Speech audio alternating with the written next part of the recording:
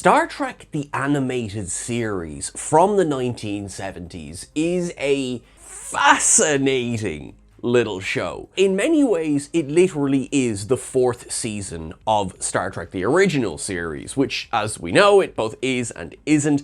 There is that gap in between the end of season 3 of the original series and the run of the animated series. There was some serious 70s stuff going on in this show. There was... it was, the 70s were alive and well when they were making the animated series. But I don't want you to take that as me saying that's a bad thing. Some things in the animated series possibly haven't aged so well. Harry Mudd. But, the rest of it stands up pretty well. And actually, this is a banger of an opening episode as well. Now, this is quite the intro, isn't it? Will you join me, please, for all of the ups and downs for episode 1 of Star Trek the Animated Series, Beyond the Farthest Star.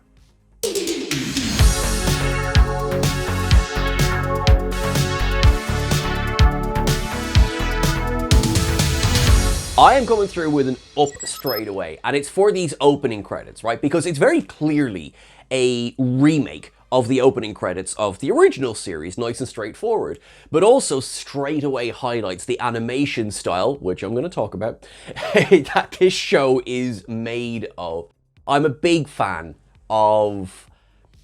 I'm going to phrase that differently. I have grown to become a big fan of the animated style of this series. And I do like these opening credits. I like the theme a lot. And I love how it was teased again in Star Trek Lower Decks years later. I also want to give an up to something that is quite funny. If when you watch the original series, you realize it took them a while to go, oh, we should probably put DeForest Kelley in the opening credits as well. Well, he's there. From episode 1 of the animated series, DeForest Kelley is in the opening credits. So there we go. Give the man his flowers. There is one thing. So in the opening captain's log, Kirk is like, we're on a mission beyond the edge of our galaxy. Down. And this is a down that, look, I would have for the original series as well, because will you try and pick a consistency when it comes to getting around the Milky Way galaxy? Look, the original series is guilty of it as well. Think about where no man has gone before. Should we just nip to the galaxy's edge, right? Okay. Star Trek V, which would of course come after this. It's like, should we just nip to the center of the galaxy? Okay. Do you want to share any of that technology with Voyager? No? Okay. It's a loving down, but it's a down. Let's get into it right at the beginning. The animation style. So it's very two-dimensional. It is, I'm not gonna lie, it's not the most fluid type of animation we've ever seen. And, when... let's say you come to animated Star Trek via Lower Decks, which is closer to this type of animation, or Prodigy, which is about 1 billion miles away from this kind of animation. You would be forgiven for going, what's going on? But also, you must bear in mind as well that this was very typical for a lot of animation of the day. If you're like me and you're of a certain age, you probably watched things like the Flintstones, the Jetsons, or the thing that reminds me the most is like the Hanna-Barbera Scooby-Doo kind of stuff.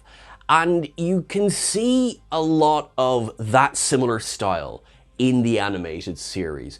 So it's one of those things where I appreciate so much. If somebody's coming to this absolute day one, I've never seen a cell of the animated series, I get that it's a bit of a, okay. I'm not used to this sort of stilted style of animation.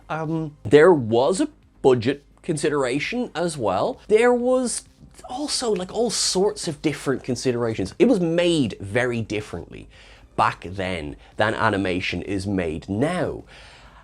And there's sort of a rough and tumble way that it's constructed that I find incredibly endearing.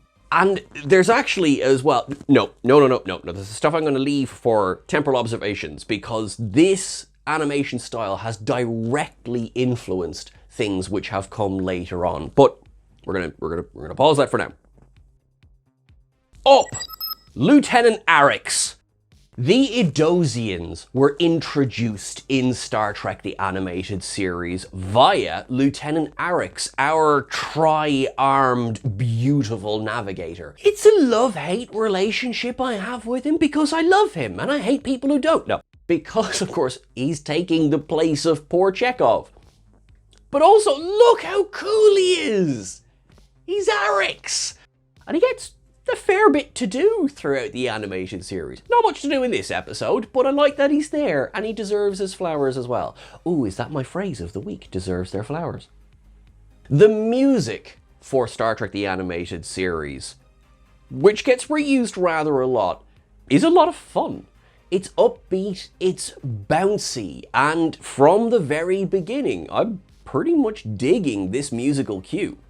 The theme tune for the animated series and the music was credited to two composers, Yvette Blaze and Jeff Michael.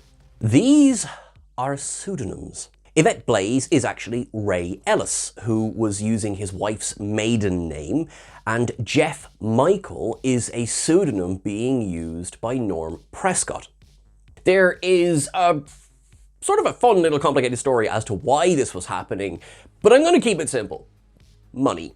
It was to do with royalties, and Norm Prescott, it was part of a deal that he would get a cut of pretty much all of the royalties for Filmation, who did the animated style of all of their music, and for Ray Ellis, according to writer David Gerald, who of course wrote The Trouble with Tribbles and would go on to write in the animated series More Tribbles, More Troubles, and also was very kind to sit down with me for an interview recently, revealed that there was a discussion of royalties with Gene Roddenberry, which could be a video all in itself.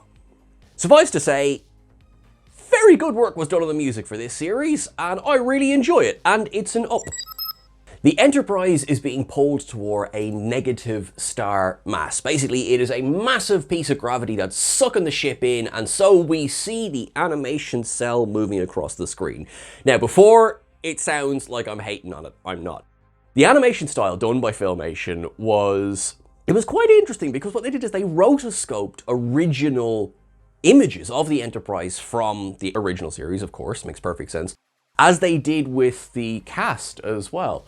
A noticeable difference is that you can see that, yeah, look, the deltas on each of their chests are slightly bigger. Let's just make it a little bit easier in terms of animation. And for the most part, I think it is really true to the style of the original series as well, or as much as they could get away with in terms of, you know, Filmation's budget, but and style as well. Like, to be honest, you know you're looking at a Star Trek episode when you're seeing this too, even without seeing Spock and Kirk on screen. Beyond this dead star, we get our first look at the alien ship that is going to be the location for a bunch of this episode. And can I just say, up to the design of that ship. It is so unlike anything we'd seen in Star Trek before, and that is just part of the beauty that comes with being able to do a more animated style, as in an animated style, but you don't have as much. For everything I just said about budgets, one thing that's not really hampered as much by the budget is the design of the ships you want to depict. In the original series, you had the Enterprise, you had things like the Botany Bay, you had the Klingon battle cruiser, the Romulan bird of prey. Of course, they all had to be built. Space Station K7, right? They all had to be built and filmed, and these things are expensive and take time. And also, you know, vague idea of gravity, you know, you have to hold the bloody thing up as well. You can do something like this in the animated series because you are not hampered by that. And I love how from the jump, they took advantage of that. The ship is absolutely enormous. Sadly though, it is dead. Dead, dead, dead, deady, dead, dead, dead, dead, dead, dead. They make a real point of saying, oh, it's dead. It's properly dead, because it's about 300 million years old, according to Spock's scans. You know, right, fair enough, that's pretty dead then. All of the pods appear to have been... something has burst out of them. We'll come back to that. And there is absolute zero is the temperature of everything on board, so yeah, Marley was dead to begin with. Then I love the fact that just out of nowhere, McCoy on the bridge comments that 300 million years, barely an instant in eternity, Jim. Alright, you poet. Take it up.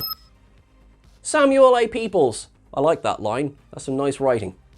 One thing that continues on from the original series is the Enterprise's penchant for sending their entire senior staff to a potentially dangerous location at the same time. What are you doing, lads? Anyway, listen. Kirk, Spock, McCoy, and Scotty all beam over to this ship.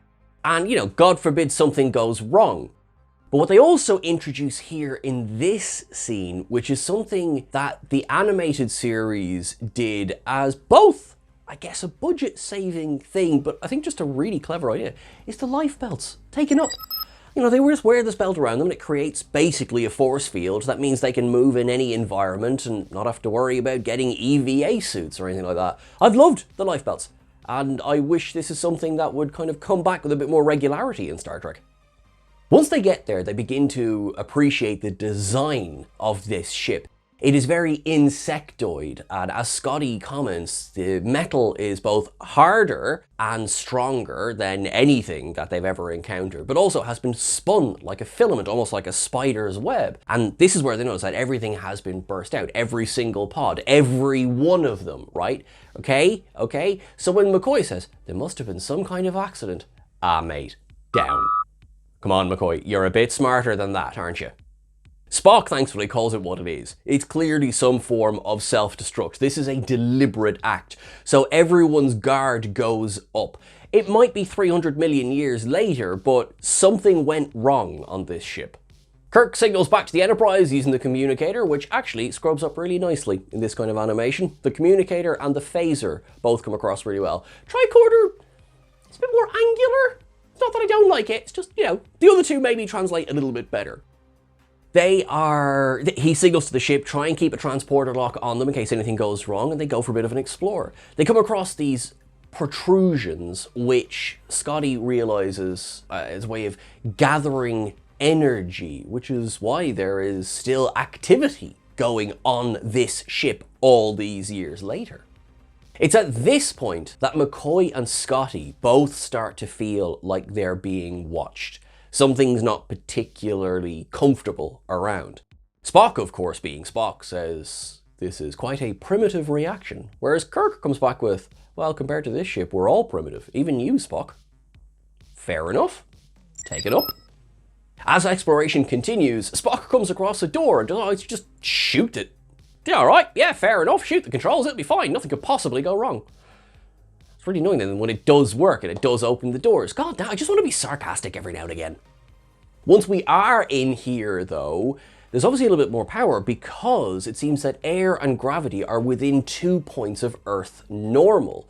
There is some, for want of a better word, electricity still passing through the circuits in here. Happy days, maybe we can start to find out what was going on this ship. Saying that now, as soon as they're inside and the doors clam shut, all the energy is drained from their instruments, which actually gives us a really fun shot of Scotty just be like, it's an up. I like silly things. The lab that we're inside is much less insectoid looking than outside. So this is clearly some sort of control center. And things start to get a little bit weird. You know, Scotty is fairly certain that nothing could survive 300 million years. So what's trying to get inside the room? Yeah, okay, that's a little bit uncomfortable and uncertain, isn't it? We then get one of my favorite things about the animated series, which is Mad Techno Light Show! Oh my god, there's so many of these in the animated series. Up, because they're playing with colors, because of course they can. We get a message pops up from the original designers and operators of this ship. And of course, initially, we can't understand what they're saying. So, you know, the lads are sitting there going like, oh, what could it possibly be? Could it be like a message or something? Have you not seen Alien? It's probably not welcome, put your feet up, would you like a coffee? It's probably saying, get the hell out of here, remember the thing that's trying to get into this room. Spock, being the wonderful thing that he is, works on a translation, which then turns around to be danger, danger. High voltage. Sorry. Get out of here. We are being drawn into the gravity of this dead star to trap this alien rather than letting it escape. We have elected to destroy our ship. And then there's a whole bunch of explosions, and poor Scotty gets thrown halfway across the room. Again, the fun things you can do with animation that were a bit harder to do with a TV budget in the 60s. Taken up. They do manage, though, to beam out of there once that door is breached. The dampening field is gone, and then we get, again, one of the fun things about the animated series is that of all of the actors, James Doohan was never out of work, because in general, if there was a male character to be played, Jimmy Doohan was playing him. Which is why Jimmy Doohan is playing Lieutenant Kyle, operating the transporter here. English accent and all.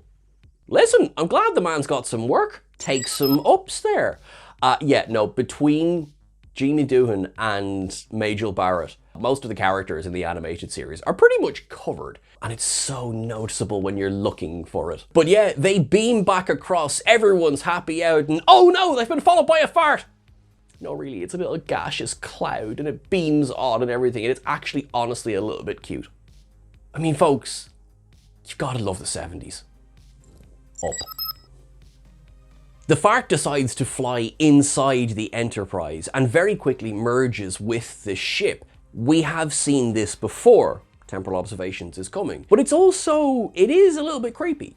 You know, it's like suddenly this alien that they've been warned about is the very thing that is keeping them alive in space.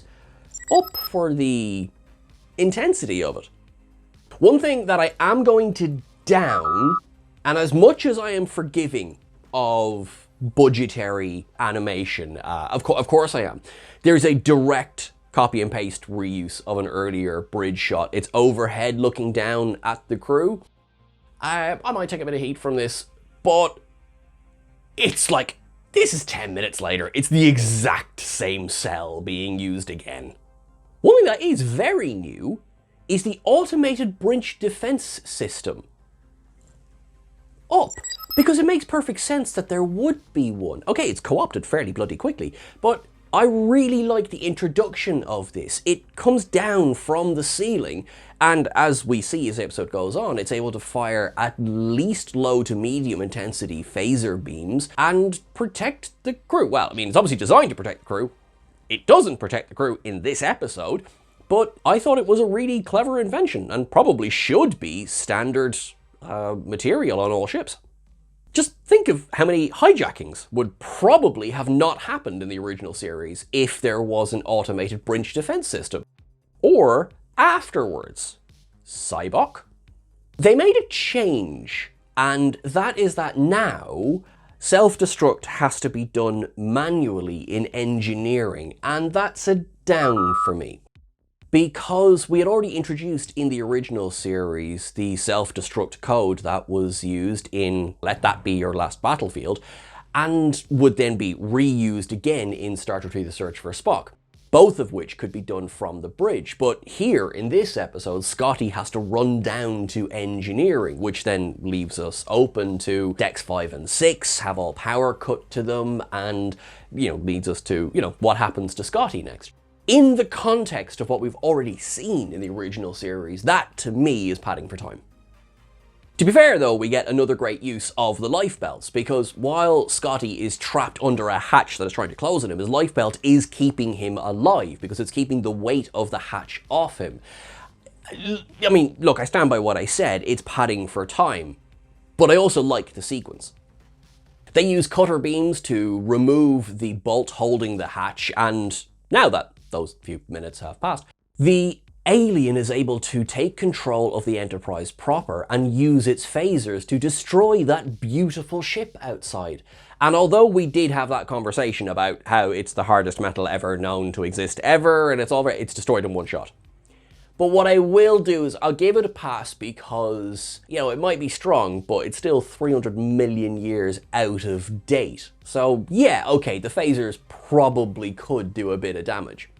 As they discover that something is going through all of the storage containment files on all of the Enterprise and basically learning everything the Enterprise knows, they have to come up with a way of trying to defeat this alien. And one such way of doing that is not allowing the alien to fly the Enterprise away from the gravity of this dead star. Spock comments that power is out on all but key levels, which allows us to keep all of the action on the bridge. Fair play, I see what you're doing there. They managed to jury-rig a static field around the navigation console. So this means that the alien can't itself pilot the ship away from the dead star. It tries to force Kirk and Spock into helping it by using the, I know I just said how great it was, but the automated bridge defense systems. Oops. Well, it fires phasers on both Kirk and Spock as a way of encouraging the crew to help it. Kirk does manage to jury-rig his life support belt to be on the navigation station. Keep an eye out for that, that will be important. Meanwhile, Spock comments that this alien sort of sees the crew as parasites infesting the Enterprise. That is an idea that would be reused again. We will come back to that one. And that the corridors are like sort of blood vessels as well. That it's almost like the ship is alive. Kirk wonders if they can manage to escape the dead star by using a slingshot around a star. Where have we seen that before? And we'll see it again. There is a continuity error in this scene, which is a down from me, which is Kirk is chatting away wearing his life support belt, which we know he had already put on the navigation station. Sulu then says that it seems like they've planned the destination to be the center of the galaxy. We're doing the full tour of the Milky Way, aren't we? Like, what is going on? There's no consideration for time, because what is time? Time is meaningless. Let's do some Warp 14 while we're at it. The only way, however, for anything to work is manually operating the Enterprise's navigation systems, which is, of course, what Kirk had tricked the alien into allowing them to do. The alien is able to scan their minds and tell that they're being honest, that it's the only way to pilot the Enterprise successfully, and so it allows Kirk to approach the navigation station. Complete repairs, obey me, obey me! And Kirk's kind of like, I have a big red button and there's nothing you can do about it. And so he pushes the button up. Why is there never just a big red button? The alien is not very happy about this, because what Kirk is doing now is setting a collision course directly with the dead star. That would destroy the Enterprise, but the alien along with it. It tries firing at Kirk again and again and again, but well, hey, the life belt, which he may or may not be wearing, Schrodinger's life belt, is keeping him safe during this scene. The best thing that the alien can do is scarper, get away from the Enterprise and go down to the dead star, where at least it will be alive. The Enterprise slingshots around the star and begins to pilot away for one of the most disturbing endings of any Star Trek episode ever, when the alien clearly is terrified and signals the ship, please don't leave me. Don't go. I'm so lonely. Oh my God. This is Saturday morning kids' cartoons. Anyway then, they decide to resume their course beyond the farthest star of the galaxy. With that emotional trauma, will you join me please at Temporal Observations?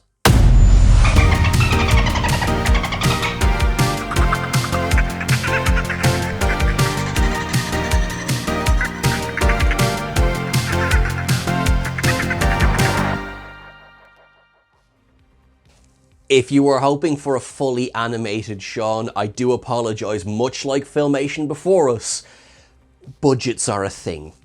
I mentioned earlier on that the theme for the animated series does return in Star Trek. It's actually the opening notes of Chris Westlake's theme to Star Trek Lower Decks. I did of course mention that something that the original series and the movies are a little bit guilty of is just how big is the Milky Way galaxy. And it's funny, when you think of the original Kirk pilot, Where No Man Has Gone Before, which we will be covering as part of this series, they also open up by just nipping to the galaxy's edge. So it's sort of like a theme that they like to go with in Star Trek. Where No One Has Gone Before in the Next Generation's first season has them nipping off to other galaxies. All right, there's extenuating circumstances, sure, but it is something they like to play with in Star Trek. The animation style, which I've spoken about now, did you see, and I hope that you did because they're wonderful, those short films that were made by Gazelle Automations and Justin T. Lee, who was so kind to sit down with us and discuss his process for celebrating the animated style. He did, with his team, a couple of episodes, one where they did Threshold from Voyager, and one where they did The Best of Both Worlds Part 1 from The Next Generation in the animated filmation style, also using music from the animated series as well. They are so much fun to watch. They're available on YouTube for free. You can watch them right now. And if you haven't seen them already, please do watch them again.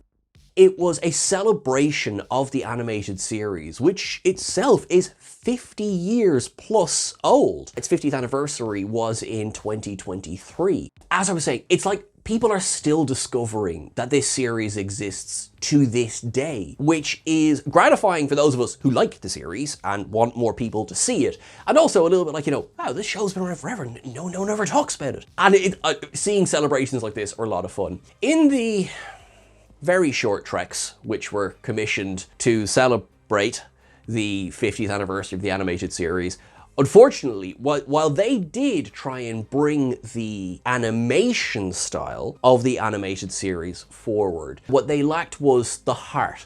Well, not every episode, but a few of them lacked the heart that was in the animated series. There is one episode, particularly Holograms All the Way Down. I exempt that straight away. That's a really fun, brilliant piece of animation. Where the Gazelle Automations ones, they captured the absolute heart of the animated series. I've really gone on a tangent, but do check those out. Lieutenant Arix, the Adosians, as I said, introduced here in the animated series. They would return in Star Trek Lower Decks. We see a couple of different Adosians in the course of the show as well. And in the third season of Star Trek Strange New Worlds, we saw our first ever live action Adosian tending bar at Starbase 1. Now look, we don't need to get into what happened immediately after that, but I will say that I did like the updated design. It was interesting to me that basically they flipped one of the arms from the front to the back, but still delighted that the Adosians made it into live action as well. Early on in the episode, Spock begins to count down as they're heading towards the Dead Star. Now, the way that it's intercut Spock counting down is, for me, I think it is an absolute precursor to Spock's countdown on their way to Kittimer in the Undiscovered Country. The way that it's broken up, the way Leonard Nimoy delivers the lines, I think it's a complete and utter borrowing in that later film. The life support belts, as I said, were introduced here. They would only appear in the animated series, which to me, as I say, is a shame. I do think that this is something that would probably adapt quite well into live action, particularly these days. It seems very reminiscent of those personal shields that, you might have seen recently in Dune. Obviously, they were there in the seminal Patrick Stewart starring vehicle from 1984, but also they're in the book. I do feel that there was definitely some inspiration there. And also, actually, I suppose, while I'm on the topic of sci-fi inspiration, in the animated series, if you know me and you followed me for a while, you know how I feel about the Kzinti. Author Larry Niven, who created the Kzinti, his story was the basis for the episode The Slaver Weapon, which is one of the episodes of the animated series that borrows the Kzinti, his creation. They're introduced in the animated series here. Obviously not in Beyond the Farthest Star. I'm sort of talking about the series as a whole. The Kzinti would of course go on to appear definitely in Lower Decks. It's maybe up for debate if they appeared in Star Trek IV The Voyage Home, because those could also be Caitians. They could be Kzinti, they could be Caitians. Jury's out, and they were also name dropped in Star Trek Picard as well. But this is sort of to go back to my point about those life belts, is there was certainly a lot of cross-pollination between the animated series and established sci-fi authors of the time. As indeed there was with the original series. Richard Matheson wrote episodes of the original series. I mean, among other writers as well. Nothing exists in a vacuum. The insectoid design of the ship, I feel, played a part in some of the designs for the Xindi in Star Trek Enterprise. We see, of course, the equipment crossing over from live action into animation. As I say, the communicator looks particularly the communicator looks really well. Those protrusions that you see on the alien ship, they look like they were really inspired by the little view screens that we see back in The Cage, the original pilot, which, again, is another thing we will cover as part of this series. Simply having Mr. Kyle appear in the animated series is also, it's a fun, like, cameo of a character. But also, Kyle, as played by John Winston, who played him in the original series, would return in Star Trek II, The Wrath of Khan. So, thank you very much, Jimmy Doohan, for keeping a seat warm for him. The idea of the alien fart taking over the Enterprise, well, that seems to me more than a passing nod to Red Jack taking over the Enterprise, as happened in Wolf in the Fold. An episode that has some pretty interesting plot decisions in that one, but it's still a bloody scary episode, and yet the idea of the Enterprise being your villain, I like it. I like how it comes across. I discussed as well how the auto-destruct is handled differently here in the animated series, but also Scotty being trapped under that hatch. This idea of someone being trapped in engineering, I don't know, feels like maybe the Wrath of Khan might have looked at that and gone, we can do something with this, in the same way that Star Trek Into Darkness looked at the Wrath of Khan and said, we can do something with this. The discussion as well of the crew of the Enterprise effectively infesting the Enterprise. There's more than a few similarities to V'ger from the motion picture here, which would, time is weird, only arrive 6 years after this episode aired. But yes, this idea of the crew infesting the ship being the life form, the crew being the parasites. Definitely something that I feel might have informed part of the motion picture anyway. Also, they really do love to dwarf their ships. I mean, the Enterprise is tiny compared to the alien ship, much as it is tiny compared to V'ger. I did like the shout out toward the center of the galaxy because it obviously inspired William Shatner at the very least, because it went into the script for Star Trek V: The Final Frontier.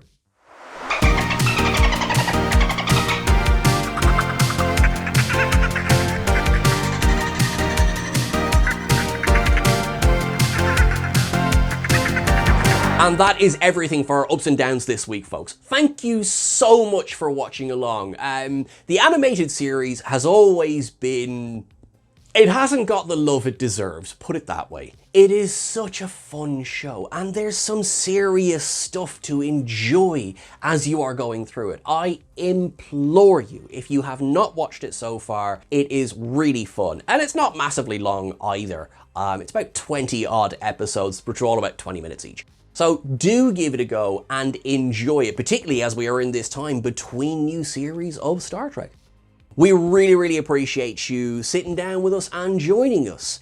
Next week, we are going to take a trip to Wolf 359 and see what's going on aboard the USS Saratoga and the fallout from what happens after that to the man they call Emissary.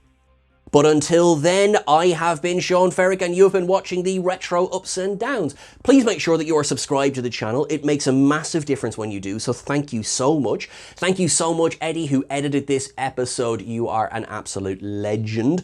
Please make sure not just that you're following us on the various socials where we are at TrekCulture or at TrekCulture YT, I'm at Sean Ferrick on those as well, but make sure you're following the podcast as well. We are doing the ups and downs for Star Trek Can on our audio platforms, so do check that out. But also we have interviews, we have weekly episodes. Basically, we have so much stuff to throw at you, it's just a bunch of fun. So you look after yourselves till I talk to you again. Please make sure that you live long and prosper. Please put some peace and love out into the world. It seems like every day the world gets a bit crazier, the world gets a bit scarier, and know that we can change that. We have to do it together, but it starts with one person.